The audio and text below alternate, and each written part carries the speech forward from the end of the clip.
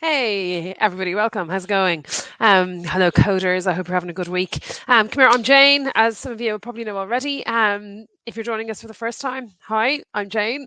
You'll know me from the careers team, and I obviously feature pretty heavily on a lot of these sessions. So lovely to have you here. I really like getting to know you all through these sessions and hearing the questions and so on. So yes, that's it. Like tiny bit of housekeeping, and we're going to get started on time right away and make the best use of all of our time. And hopefully you'll all have some lovely questions. Speaking of questions, the chat function is there. I've shared my LinkedIn in there so that we can all kind of find each other outside of Code Institute. Also, any questions you have, the Q&A function is the best one to use, just so that we don't lose it. Sometimes if there's a lot, we may not always get to it. And that's it. So today is obviously being recorded. As per every session, Careers Hub, this is part of a really, really, really useful um, kind of pathway program. So there's 10 master classes. So if you're following them in order, this is great. If you're not, don't you worry at all. You can go back and forward through them. But look, lovely to have you here on this lovely afternoon. So that's it. So come here, I have a deck. I'm going to go through it. And as always, the lovely Megan is in the background helping us. She's going to be running a couple of polls just to try and keep our content on track, and also be sharing some like sign-up offers to some of our events next week. All right. Okay, so come here, let's get started. Contracting is a real love of mine. In a previous recruitment job, I managed a large tech contracting site, and it's a brilliant, brilliant career path, and it gives us all a lot of flexibility. There's just a lot to know. So really what we're going to try and go through today with everybody is to try and help you understand just really how to prepare if you wanted to work as a contractor. And when I say work as a contractor, I suppose I do mean, a lot of people aspire to have this as their full-time kind of way of gigging. So I want to get used to some of the terminology, and then at a very sort of high level, we want to get stuck into the different types of contractors that exist, and just give you an introduction to what that means, how we can help you prepare in terms of kind of interviewing so that you're familiar with it. And obviously, any questions that you may have about it, please just shout, because here's the stage. And if I don't know the answer, I'll obviously find out for you. All right. So come here. So where we start, the liquid workforce. So there's lots of terms that you're going to find when you go out working or, exploring working as a contractor. And the liquid workforce is just another term. We've tried to put in quite a few terms so that you can get used to these. And this is really just the kind of primary considerations, because when I say the primary considerations, I suppose what I would definitely say is an essential part of becoming a contractor is figuring out exactly how they operate, and then preparing kind of your lifestyle in a certain way. And again, it'll become clear what I mean by that as we work through it. But there's just different ways that you might be sort of paying tax, or different expectations that you'll have from your contract arrangement. So it's just really good to be on top of that, and then you can make kind of sensible decisions about how to get there. Okay. So this is exactly what we're going to go through here. So the different types of contracts that are available, and how to best prepare for a career in contracting. And what we have here in the four boxes say DRC, FTC, temp, and freelance. So in the slides coming up, I'm going to go through each one of these in more detail so that you can differentiate between them. But just while we're on this one, DRC is probably what many people think of as a contractor. It stands for daily rate contractor. And this is the kind of stuff where you are a limited company, you're self-employed, etc., charging day rates. Fixed term contract is FTC, and that stands for a kind of a fixed term duration. Temp is a way of employed that you may be familiar with and maybe associate with other industries, and then a freelancer. So, okay, so here we go. So we've got a slide dedicated to each of them, right? But before we go, this is very much like the format that we follow in some of our other masterclasses.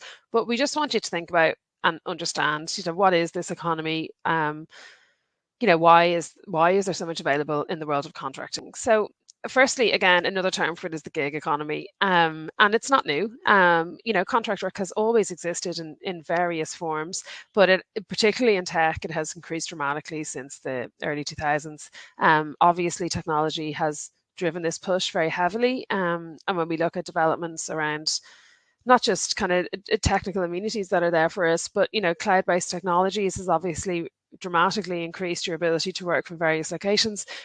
Social media in terms of kind of managing the communication of those, and the availability of them, and then project management tools which have enabled teams to work in various different locations, but all kind of on a cross-functional way. So all of this has really played in a really favorable way to being able to work within a contract nature.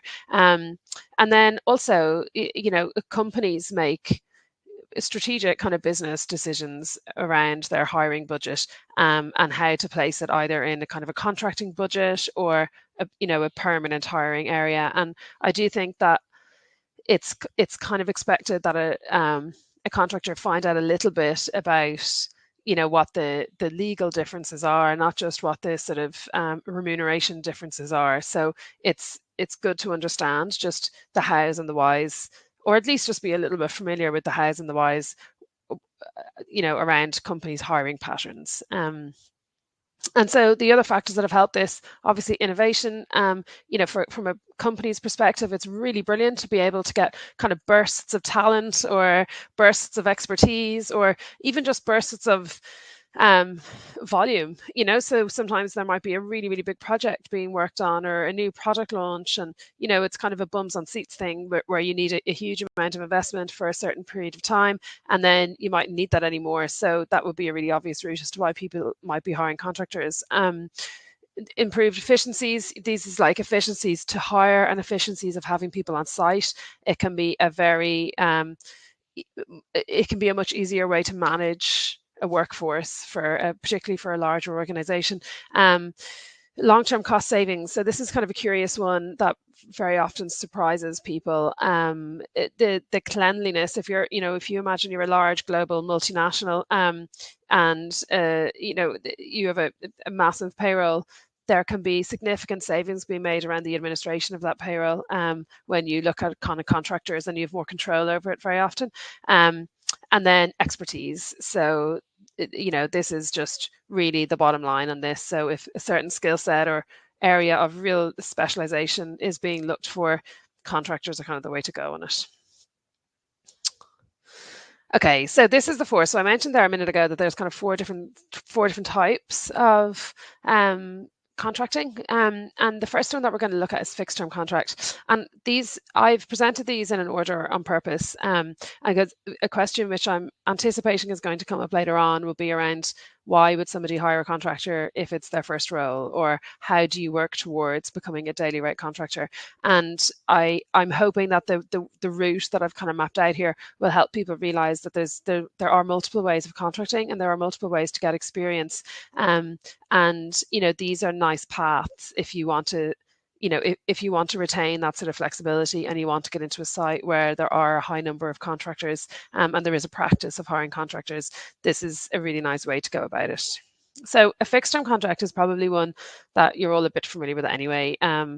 This could be a fixed term for multiple reasons. Like, it could be a parental leave, could be a maternity leave, it could just be a leave of absence. There's lots of reasons, but usually they're dated to last for between 6 to 24 months typically.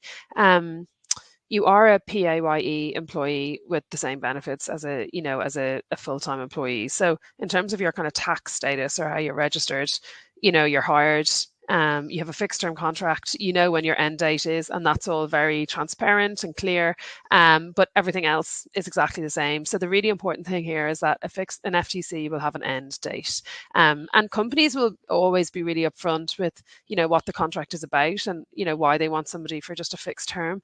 And another, I suppose another really obvious way to think about this is that there excellent opportunities where you might get a kind of an open door into some really brilliant companies. Not everybody is available for fixed term contracts, so very often there can be just a little bit more flexibility on your level of experience, because really your availability is crucial, and that will rule out a lot of people who are only looking for a permanent role. So I would say to people, just be aware that this is a really nice solid way to be guaranteed work for a certain amount of time, but also get a a brilliant extended opportunity to be on site, to perform, to get embedded into a team.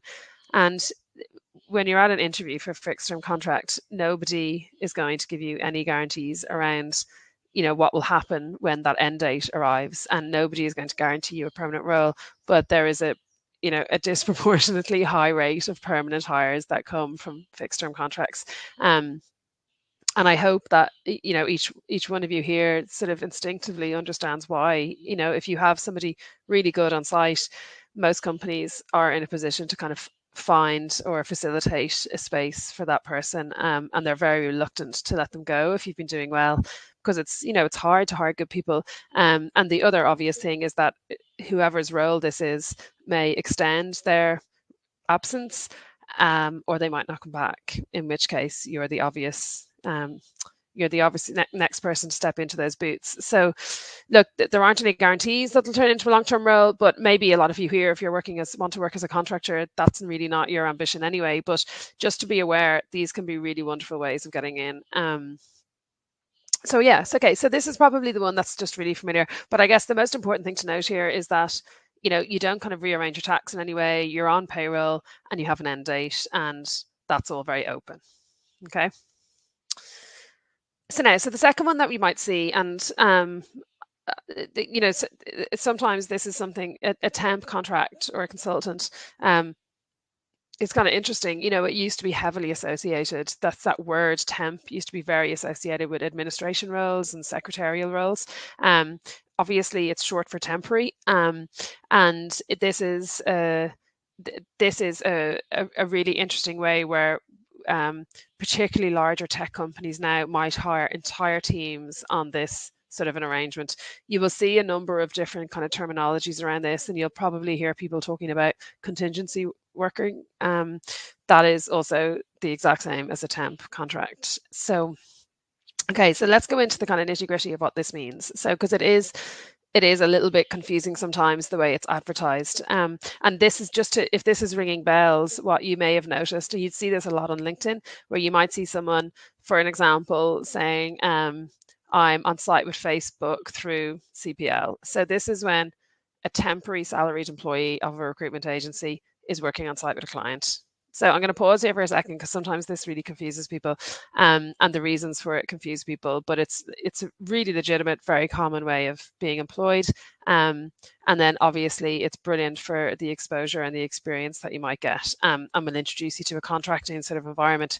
But very simply, just to give you the sense of this, if you interview for a role where you're going to be on site with a client, but your employer is usually a recruitment agency, that just means that the recruitment agency has a master legal kind of arrangement in place where they're responsible for certain teams. From the client side, it's a very cost effective way of hiring. It enables them to be guaranteed that that team is going to remain intact, but somebody else is kind of managing the legalities of employment and interviewing and replacing as need be. Honestly, it's very, very common. It can lead to multiple different contracts, but you're a PAYE employee. So you're working as a contractor, but you're paid by the recruitment agency, not the site that you're on. So there's a distinction made in that you are on site with your tech site. It's their work you're doing. You're probably reporting into a manager there. Physically, you're there, but your legal employer is going to be the person who has that contract, which is usually a recruitment agency. So look, I mean, some of the pluses are these. Number one, they're really common. So you're going to see these a lot, and you will probably notice them a lot more now that I've pointed them out. I used to manage a number of these for kind of Microsoft and a lot of those tech sites. And it was always, sometimes I thought that the communication of how they work was a bit poor, in that somebody could go through an entire interview on site with somebody from the where you're from the client site, and then when they got their contract they were confused because it wasn't from them, it was from us. So that's just something to kind of prepare yourself for and be comfortable with. It's a really common way of working. So look, from that perspective, it's a it's a much more direct, quick route onto a site. And once you're there, there's a really good kind of environment and practice of networking and getting to know the other teams, and you'll probably be working in a cross-functional way with people who are not contractors, or who are daily rate contractors, so you can sort of get into that network then very easily and understand how to navigate around that, and you'll gain great exposure. So you have a huge amount of different clients that you'll probably work with, and obviously that's a really, really, really good foundation as well. So there's two reasons why I put these first, and the two reasons are in common for both of them. One, these are the ones that you'll see advertised the most. So you will see FTCs being advertised, and you will see these kind of these temp contracts being advertised. They'll use slightly different language for them, but you should, you'll recognize them when you see them. They're really brilliant ways to kind of get introduced to the world of contracting, which is heavily based on networking. And when I say it's heavily based on networking, what I mean by that is that you will very often hear about the more kind of daily rate type contractors that we're going to move on to in a moment. Very often the communication of those is very, very quick, and people will know a long time in advance that an opportunity might be coming up. So getting kind of started like this when you're in a slightly less risky situation, insofar as you're on a salary, it's coming in every month, you're not kind of looking for work while you're working, so I think that this is a really nice way to get started, and obviously it's a really common way of working as well on a tech site, so you won't be short to kind of find them.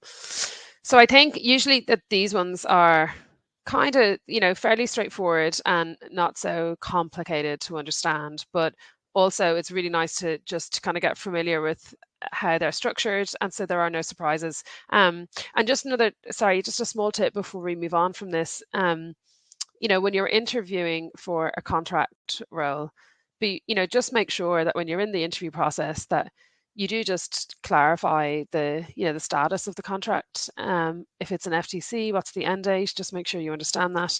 And if it's a temp contract, just understand that your contract is with the agency that holds that contract, and not with the client site. And just you can take a look at that, but be comfortable asking them questions, but be prepared for the fact that they won't be able to offer you any guarantees on anything that's outside of the contract terms. Okay. Now, okay, so daily rate contracting. So this is sort of what most people think of as, the sort of holy grail of contracting. This is what conjures up images of your laptop on a hammock and a beach, and working, a few days every month because your rate is so amazing that that's what you need to do.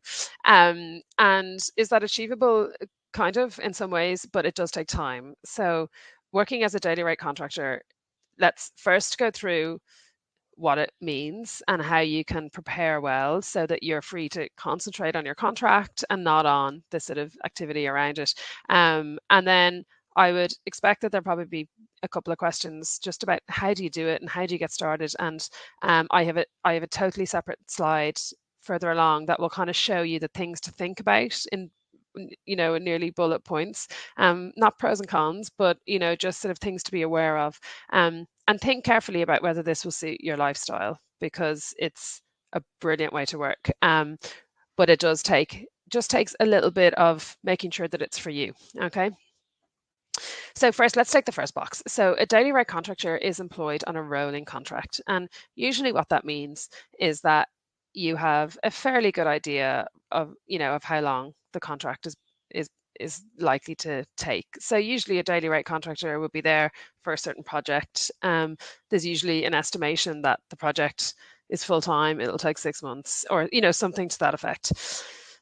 So the rolling contract just means that you might not necessarily have a fixed end date, but it will obviously become clear as you're working through the contract, particularly when you get to the more kind of final stages of it, that notice is available. But it's very different to a permanent role in that nobody has to give you a month's notice when you're a daily rate contractor. Common courtesy will prevail, but the obligations are that you're employed in a daily rate, and either party can finish that employment very, very quickly. So just to be aware of that's kind of clear. Also, you're paid for the hours that you work. So again, that might be very obvious to anyone, but just, to be, holidays are not included. Like daily rate contractors, their rate very often, sounds really positive on the basis that if you look back to the first box, they know they're working. The work is only guaranteed for a certain duration, and you are paid, above what a normal kind of perm person might be being paid to do that, on the basis that you're not guaranteed work for the entire year. And daily rate contractor also will have not extraordinarily costs above it, but you have to manage your own costs. So it's very important that you're mature about that and sort of responsible about it. So if you're charging VAT, you need to make sure that you've worked that out. If you are, accounting a bit for your holiday pay for your own comfort and own security, then you must kind of factor that into your daily rate. All of these extra things that sometimes we take for granted as permanent employees is something that you just have to organize a little bit. But there's good news about how to do that easily. So don't worry, you don't need to be a whiz on how to do this, but it is something that you just need to think about and be realistic about. And then it's a contract of services. So in legal terms, there's a difference between a contract for service and a contract of service. And basically, you're a daily rate contractor is usually a limited company. It's been paid to do something, and that's the contractual arrangement between you. The Again, this may not mean a huge amount right now this afternoon if this is the first time you've heard it, but it's just to really sort of reinforce that you're not just an employee who works on a day rate. You're contracted as a service to provide a service for a set amount of time and an agreed rate, and that's as much as the obligations towards one another extends. So just while that's sort of sinking in, there's two things that are very important to consider on the bottom box. And I might just go to the one on the right first of all, and that's the element of exclusivity. So if you're employed as a daily rate contractor for a set amount of hours per day for a certain duration, on those days you're expected to be exclusively available to this one company for the duration of your contract. And this is a bit different to when you're working freelance. So you are expected to, whether it's that you're on site or working remotely, whatever the hours and the days that you're contracted to do that you are available, and you can't be working on other contracts and you can't be working on other teams when this is the time that you're contracted to be with this one business. Okay. Now, some really good news about how to manage this. So things just to be aware of, and look, really honestly, I'm not trying to overcomplicate this at all.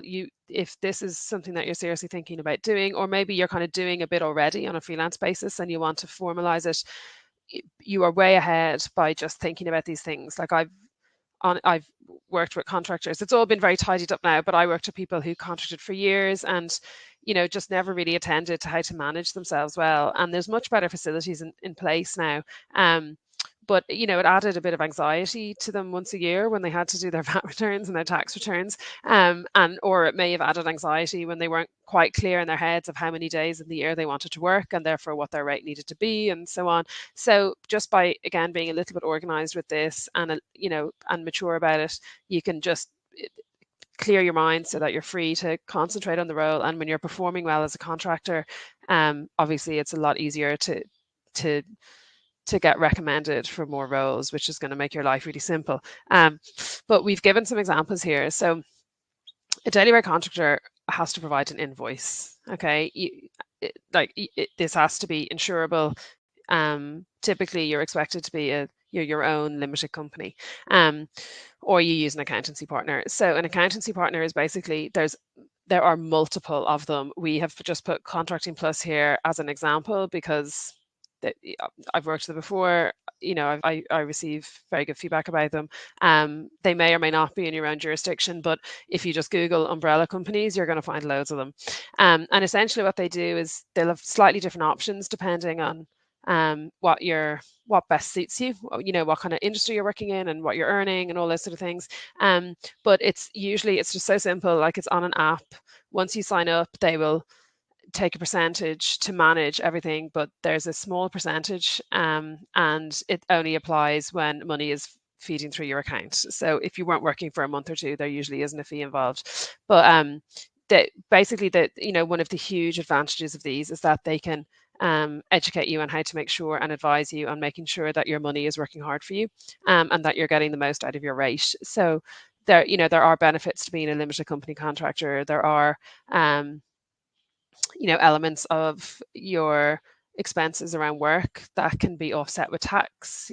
Education would be one of them, travel expenses, equipment, but making sure that you're optimizing that, and also that you're really up to date on maybe new legislative changes or updates in the industry that become available, that it's hard to track if you're too busy doing your day job.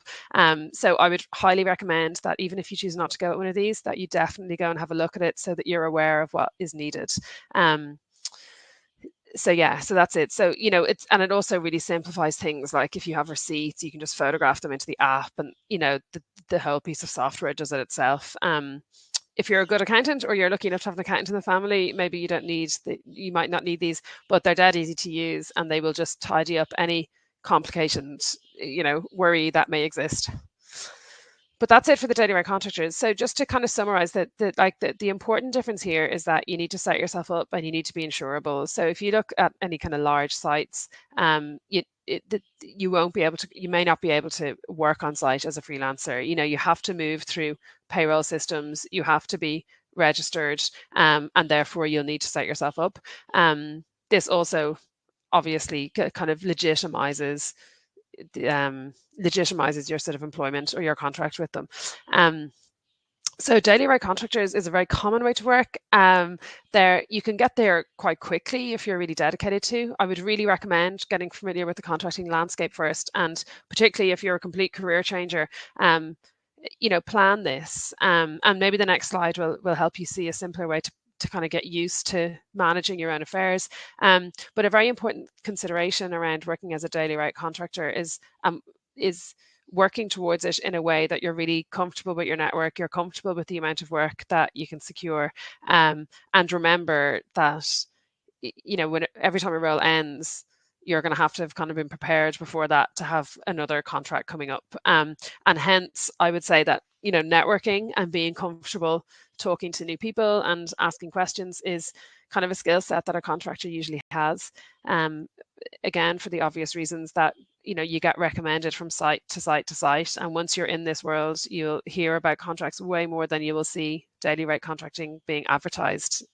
They tend to get released and filled very, very quickly because people recommend one another, and there are kind of specialist agencies as well who will always be aware of when contracts are opening and have sort of their lineup of contacts ready to jump into site. So it's good to prepare yourself for that and just get comfortable with the industry. Okay. So look, if there's no questions on the daily rate contracting, I'm going to jump. The next slide we have is freelance, but I suspect there might be some about them. So freelancers. So freelancers from the outside looking in some ways probably look very much like a contractor. So some of you here have probably worked on freelance contracts. It's basically it's a slightly less formal way of working, and let's go through what the differences are, right? So the most important thing that I think differentiate it from a limited company contractor outside of the legal kind of arrangements are that freelancers will typically work on multiple clients at a time. So this is where you have not an exclusive arrangement with one site. So again, just to compare that back to a daily rate contractor, that's a very different situation. So usually what you're kind of agreeing as a freelancer is either a long-term piece of kind of support that somebody may need, or you could have multiple clients who have projects they want you to contribute or work on from start to finish. So there's usually a conversation around a freelance contract at the beginning, just to make sure that you've detailed exactly what what the task in hand is, what are the expectations on both sides, and then obviously what's the rate. And then outside of that, a freelancer, you could be working at this at 2 a.m, you could be working at it on a Sunday afternoon. You're not obligated to be in a certain place at a certain time, other than the obvious important kind of check-in meetings as a project progresses. But you can kind of juggle a number of different projects at a time, just so long as you've got clarity between you and your client as to, when the project completion date is, and are in touch with them throughout just to make sure it's on track. So it's not exclusive. So it's completely normal for a freelancer to be working on multiple client projects at a time. And then, so this obviously leads on very clearly that, again, building a client base is kind of a necessary skill. So this is like being a little business of one also. So you will find that, again, referrals are really good for it, but getting started is something that many people just start by doing kind of nixers. They build a reputation up, and then they're able to start maybe advertising their services. But you might reach a point where, your referrals kind of manage you, because if you're completely freelance and you're not employing anyone, it's something that you just want to balance, that you don't have too much work. It's a good problem to have, but understanding that keeping your client base really happy and satisfied with both the quality, the price, and the speed of your project is going to be an important skill to have. And then, so again, based on the understanding that this is not kind of an exclusive arrangement, typically a freelancer is going to be paid for the project, which is what I explained earlier, rather than on a daily rate. And freelancers will probably work out the project on the basis of having a really good specification of what is being expected, and being familiar with how quickly their own skills will enable them to produce it, and then you sort of figure it out from there. So from an insurance perspective, so some people, when you're working as a freelancer, maybe you'll end up, working particularly strongly with, a couple of companies or a couple of individuals. But if it gets to the point where one of them wants you to be exclusive with them and be on site, so you may just have to look at just your finance arrangements. And the reason being is that multinationals will request that you're a limited company arrangement if they want to kind of hire you as a daily rate contractor. So again, guys, this is really simple to do, and it's very simple to undo, which is an important thing to say. Sometimes setting up a company is not that complicated, but tidying it down and the paperwork is a bit of a headache. But again, hence why I would recommend kind of jumping in and out of that umbrella option if you need to, depending on the kind of contract you're being asked. And this, the reason I bring that up is just to make sure that if these kind of conversations are happening, that you have it in your head what you need to go and find out to do. All right. So Abby, there's a question there. Okay, for a freelancer, is it better to be more experienced, or can you freelance as a junior web developer with not so much experience? So, so the answer is that as your experience grows, you're going to find working as a freelancer much more straightforward. I have seen very many people move from this program into, rather than straight into a junior role, or maybe their preference has been that they're a freelancer, particularly sometimes when people kind of want to work part-time and they don't want to take on a full-time role. So it's possible to get started, absolutely, when you don't have a huge amount of experience.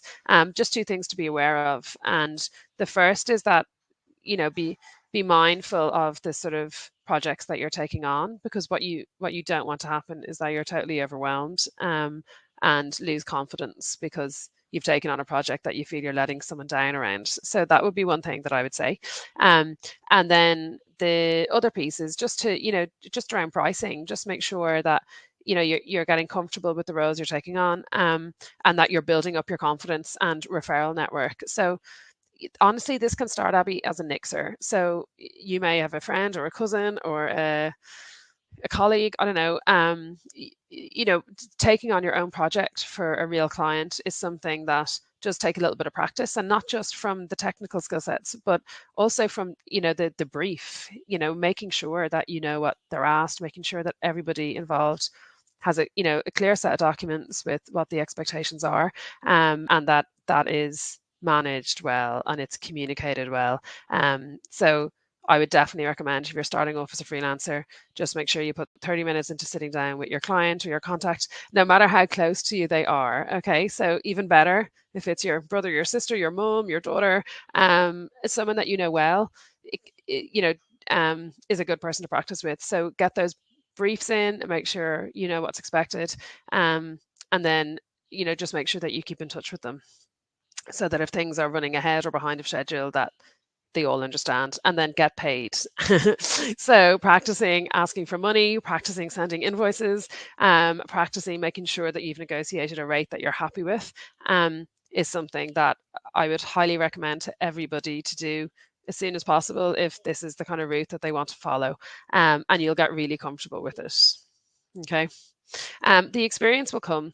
And then just the other thing, because I was expecting, Abby, that question comes up a lot. And particularly when we look back at maybe the daily rate contractor. So, again, talking about talking about the expectations, a daily rate contractor, you're kind of expected to come in and hit the ground running.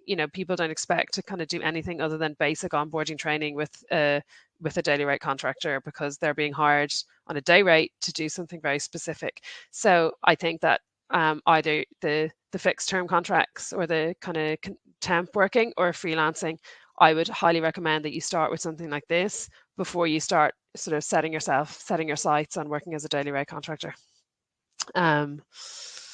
Okay, so sorry, loads of questions have come in here. So Abby, sorry, you sent me the other one. Do any of the hiring partners take on CI alumni as a freelancer?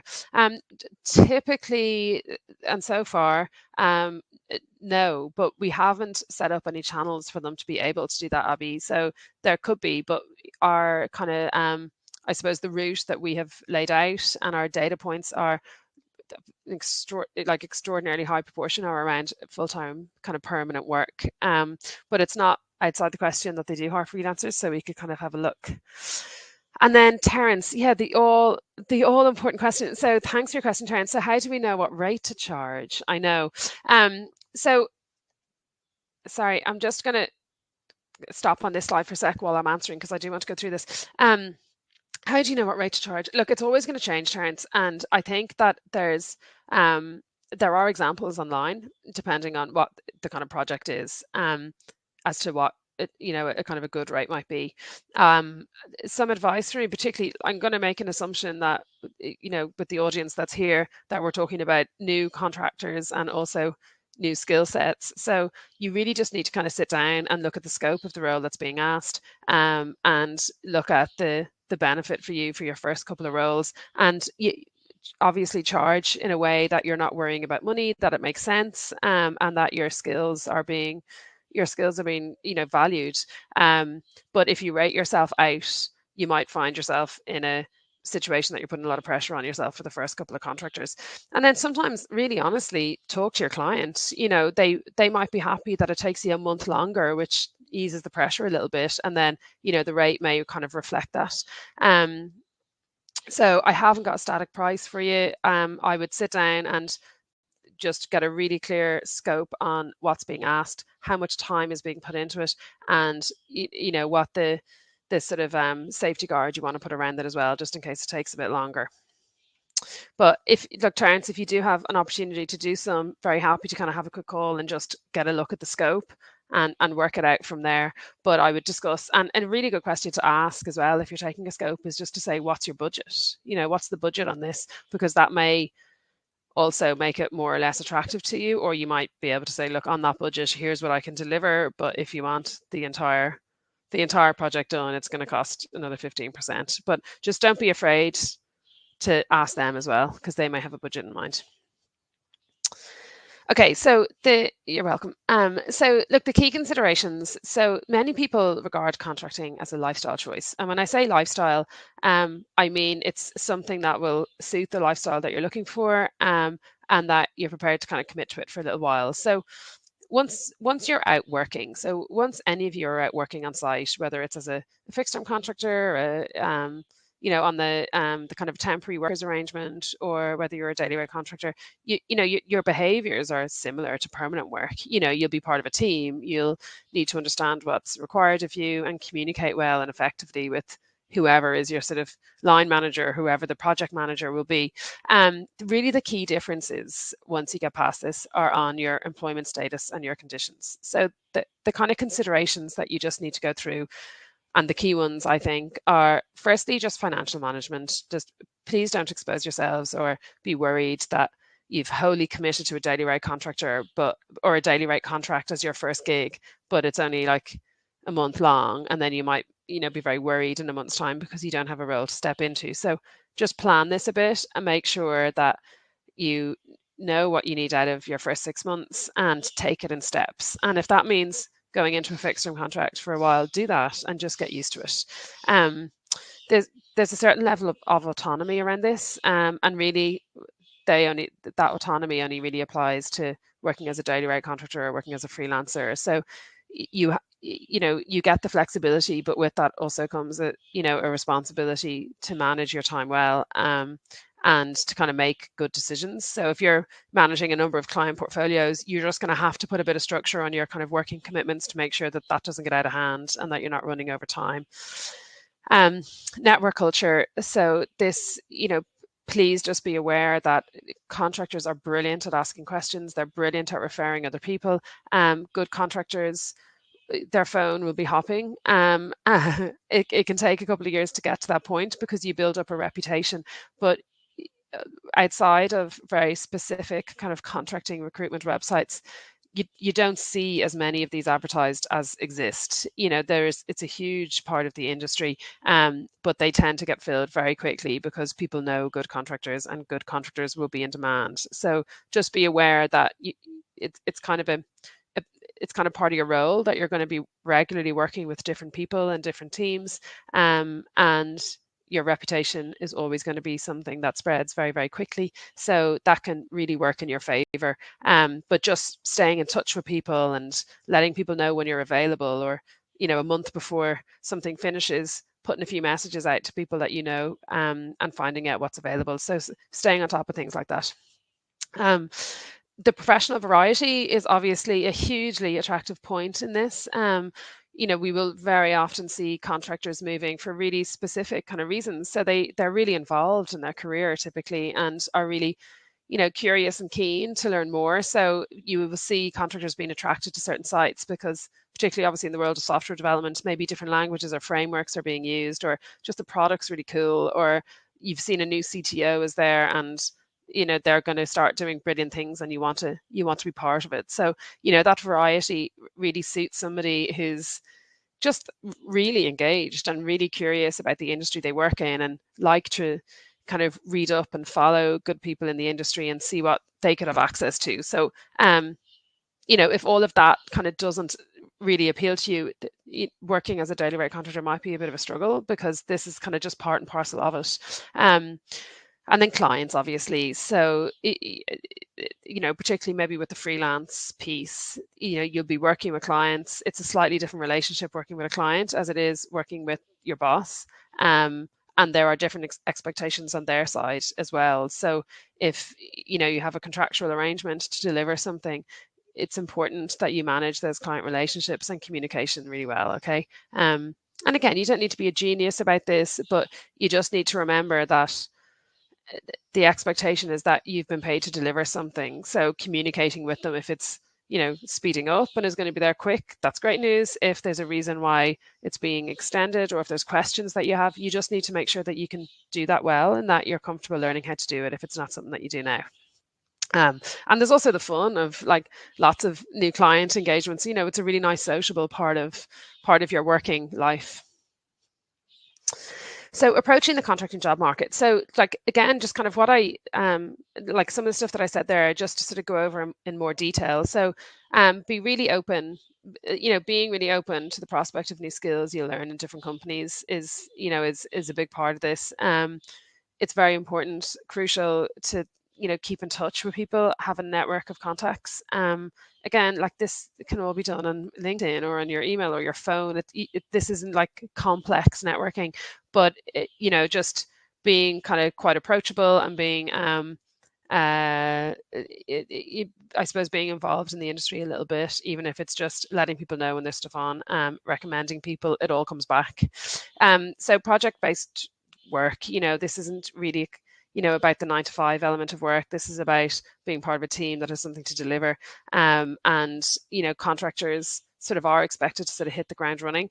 Contractors are typically being paid really good fees, but there is an expectation of sort of simplicity and delivery. So, just to be aware of that. And sometimes that also is just about communication. None of us in work ever think that things all are going to run perfectly, but what helps us manage that well is the communication piece. So a good contractor will have a brilliant reputation if they're able to bring, some solutions, flag delays, just as on an extended basis, be able to let people know what's going on. Also, an important thing, contracting is more secure than you think. So what we've kind of pointed out here are some of the kind of risk adverse expectations, preparing for this. But it's very important to remember that the trends that we would see, like in times of economic dips, when we might read in the newspapers about people being laid off roles, contracting always increases. And it's not just at that point, like contractors are typically in well-skilled contractors will be in high demand. But interestingly, when permanent roles are being minimized by companies, the budget basically just moves over to contracting. So I know it sounds a bit crazy, but it does make sense in the long term, and it helps companies manage their payroll much better. So it's just something to think about. And then look, when you're interviewing, so like I do really want to pause on if there's any questions here about how to tackle these questions when you're kind of starting. When you're being interviewed as a contractor, they do not expect that you're only being a contractor so that you can, sort of ultimately get hired as a permanent employee, right? So contractors typically love being contractors. This is their preference. They love the variety, the diversity, the sort of short-term, high impact type roles, and then you take a break and you do another one, rather than the, being so embedded in a business and the complexity sometimes when you're a full-time permanent employee of what the sort of processes are. Like contractors maybe don't have to get so bogged down in that, but do address the contracting nature and be comfortable addressing it. So when you've gone through the kind of skill sets and your normal interview that you would go through, just say, look, can we talk through the terms of this contract? What's the duration? What's the status? And if you're presenting yourself with that, you need to be comfortable with the nature of the contract. And just a little tip for somebody who's getting started, if you're interviewing for either a fixed term contract or for a temp contract, which will have a duration as well, if in the first interview you start kind of being very concerned about the nature of it or concerned about the duration of it, that can be a red flag for someone who's interviewing you, because what they really do not want to happen is that they hire somebody for a 10-month contract and that person is looking for a permanent role once they're 2 weeks in. So kind of make your peace with it. You don't have to accept it if you don't want to, but make your peace with it, either before or after the interview. But if you look very nervous about contracting while you're in the interview, you probably won't get offered it, because they need people who just, this is how they work and this is what they want. So it's good to think it through. And then I think, oh yeah, so where to find them. So I know there's some questions there of like, how do I find these? So so if you take a contract role, first of all, the easiest kind of ones that you're going to see are probably the fixed term ones, or the the temp ones. So they will be openly on any kind of normal job sites that you might work already. A very smart thing to do is to look at the kind of, particularly if you're living in a city and there's large tech companies that you're aware of, just take a couple of minutes, the ones that you're interested in, just look them up on LinkedIn and scroll through some of the job titles, because you'll find out really quickly who's hiring on a fixed term basis.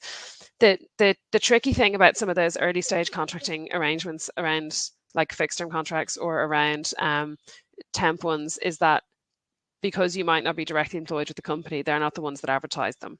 So you will typically find that the kind of temp ones all advertised through recruitment agencies. You'll find out who they are pretty easily by just taking a look at some of the big ones that work with those companies. You will also see it on LinkedIn, because people are very clear that I work for, the same example again, Facebook through CPL. So you'll see that. So just take a look and you can register with those agencies. Network within that company. So if I wanted to work as a contractor, the best routes are maybe do a couple of freelance gigs, do a couple of nixers, take a fixed term contract, and position yourself well so that you can find out how it works with the teams. Behaviors are how you will succeed in this. So working as a daily rate contractor or being a successful freelancer, honestly, is obviously very much based on your performance, but even more so based on your behavior. So contractors that people want to work with. If you perform well within a team, you can be guaranteed every single person in that team is going to be moving into another team on their next contract, and they'll all be recommending you. And it becomes quite simple. So just pay attention to what's expected, make sure you're clear on it, and just be a contractor that's kind of easy to work with. But there are specialist agencies. Very often they will have the jump on roles, which means they get them first. Agencies, contract recruitment agencies, agency consultants are just the fastest working people I have ever seen in real life. And they are never off the phone. Once they'll know a contract is going on because they are constantly networking with their portfolio of contractors, and you need to sort of keep up with that. So they're not screening. They're familiar with what you are. They're familiar with what you can do, and getting on side with one of those and being available when they call you is a really, really good way. And keep in touch. Be proactive. Let them know that you're coming onto the marketplace. Let them know you're available. Let them know that this is what we want. So networking, jobs boards, and recruitment partners are the best way to find this outside of working directly with the business. And similarly, like when I talked before about the hidden jobs market and how to sort of understand how to position yourself well, if you're working as a contractor, it's exactly the same as that. But look for other contractors.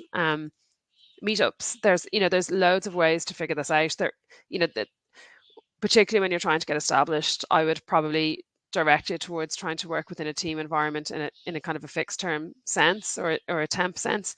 Get secure with your skill sets, and you'll get much more confident once you've seen how it operates and how referral and community and performance based it is. So there's loads, and a lot more than the kind of standard job boards would lead you to believe. So in terms of umbrella companies, I had said that I would just give you some links, and they were the ones, again, we have no affiliation with them as a business, but as an individual, they're just ones that I've heard good reports about. So I'm giving them to you as a starting point, just to kind of look at the services and realize how easy it is. You don't have to plan this too much in advance. If you do get offered a contract where you need to be a limited company contractor, somebody could set this up in a matter of hours for you. So don't worry, it's not something that you have to overly prepare for. I just want you to be really familiar with the language so that when you're in an interview room, you're not hearing this for the first time and worrying about the nature of the contract over the detail of the role. And I think that's my last slide. So I'm going to jump into the questions there. Oh, sugar, it's 5-2. Okay, I hadn't realized. So Aisling, I'm so sorry, I didn't see this question you had before about payment. So should you request payment before you start a project or after? So typically, Aisling, my preferred way of billing on a contract is incremental payments. So you would agree, like I said, the scope of what it is you're looking for. Both parties are happy. And when I say scope, 10 bullet points. What does this project need to involve? Are we all clear on that? And then I would have incremental payments. So you normally get paid something up front, and then you'll have dates where parts of the project will be expected to be completed, and then they're tied to payments. Again, look, every time you're working with somebody, they may have a slightly different take, and people may negotiate things differently. So practice kind of looking at this, sorry, I'm going to actually leave in the pros and cons. Practice thinking about this, but an incremental piece, particularly at early stages, I think is very fair. And you can lay all that out in your payment terms as well. Okay. Okay, so I'm just gonna have a quick look because I think there were some polls run. So 80% of you would consider contracting in the future. I'm really glad to hear that. And then 20% of you reckon not before working for a company first. And to be honest, I'm really glad to hear that too, because look, so a lot of this depends on your starting point. And if if you're quite experienced already within the workplace and comfortable with kind of larger organizations, this is something that I would really encourage you to get comfortable to do. Like, just don't bite off more than you can chew. This is a really, really, really good career path, but don't expect to go from, learning to code to working, 52 weeks in the year as a daily rate contractor, because you won't have your network yet. That will be a challenge. And I just don't want you to be sort of exposed that you get off to a good start, but you haven't planned it well. And then that delays your growth. So just manage this well. And there's kind of two routes. Kind of go freelance and then decide if you want to be a daily rate contractor or stay freelance. Working as a freelance, there's huge pros to that. Or get on site, get familiar with this industry, see it with your own eyes, and then manage your transition over as a contractor to there. And there could be kind of simpler routes, particularly when you work with really big businesses. And look at, I don't mean to keep referring to them, but just contracting is not exclusively around large tech sites. There are daily rate contractors on really small businesses too. So you have loads of options. But I suppose for your first couple of years anyway, there's kind of a simplicity in the way that the really large businesses manage their recruitment. It's much more process driven. So if somebody is going to share with you around the contract roles, they might just log you into like a dashboard, a company dashboard, where they'll all be sitting there and you can see them, but as an external you mightn't see them. So just plan it a little bit well and make sure that you're kind of equipped and that you're comfortable with it all. So look, come here, I hope that helps. I'm conscious that we've come up to time. So Abby, hey, is it good to specialize in a particular area or language like front or back end of Python instead of being an all-round like a full stack dev? So in time, possibly, Abby, yeah. And the thing about it, certainly at the beginning, my personal preference for myself, so that I know that I'm putting myself on the right route, would be firstly get familiar with the industry, and then give myself a little bit of time before I would launch myself into a really there's nothing narrow in tech because there's so much in it, but just make sure before you commit yourself to a certain definition that's definitely what you want to do, because you might waste a lot of time going back. So contractors will be hard for both very specialist niche areas, but also for just being really good contributors in a certain tech area. So again, it's possibly really down to your preference. But if you were 5 years down the road asking me this question, there'd probably be an expectation that you're a bit more centralized in one certain area, and it'll really, really help actually when it comes to working with recruiters, that they know what your skill set is straight away. And there's plenty of work available in all of them, but that you're more findable if you're defined. But I don't know if that's something that you need to do from the outset. I would just get my feet under the table first and make sure that you're comfortable with which way you're kind of steering yourself. So go with the company and then go freelance. Again, it's up to you, but personally, I worked as a contractor before, and I really benefited from getting. It was about 9 months I worked in industry before I went out contracting, and for me that route worked well because you absorb a lot. You've got a lot of experienced people around you. It can speed up your understanding of how things work. It can speed up your knowledge of the sites and the rhythms and the expectations. So for me, I thought that was helpful. But there is there's a little preference involved. The other thing as well, and this is not just you, Abby, this is to everybody. Don't forget about the sort of level of comfort you're going to have about talking about your skills to a new either client or a sort of a hiring manager. So there are, it's a lot to expect of yourself to be able to find full-time work from a whole brand new suite of clients, and also do the work. So when you don't have any referrals coming into you easily, so I'd get myself set up, get some contacts, get some support, feel comfortable, take a couple on, and then make your decision about which way it's going to work for you best. But there's a huge community base in a piece here. Once you're established in this area and kind of organized about it, it's a very secure way of working. But it's like everything, it just doesn't happen completely overnight. So plan this kind of well, and reassess it every few months and see if it's going the way you want it to.